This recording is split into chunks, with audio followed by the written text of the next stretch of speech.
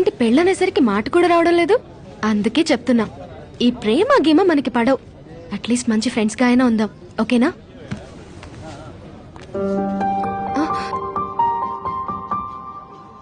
ఆయిషా,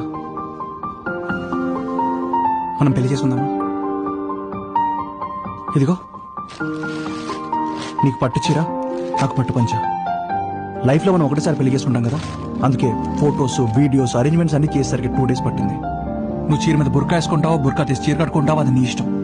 కానీ నేను మాత్రం వెయిట్ చేస్తుంటాను. ప్రేమ అన్నంతకాలం అమ్మాయిలు రీచబుల్ లో ఉంటారు, పెళ్లి అనగానే నాట్ రీచబుల్. అంతేనయ్యా, ఇది తెలియక చాలా మంది అబ్బాయిలు రోజుల తరబడి వెయిట్ చేసి టైం వేస్ట్ చేసుకుంటారు. ఆ అమ్మాయి పెళ్లి చేసుకోవడానికి కనిపించిన అమ్మా నాన్నలనే మోసం చేయగలిగింది. ప్రేమించిన వాడిని మోసం చేయదని గ్యారంటీ ఏంటయ్యా? ఏ బాబు, మీ ఫ్రెండ్ జాగ్రత్తగా చూసుకోండి అమ్మా, లేకపోతే పిచ్చోడైపోకూడదు.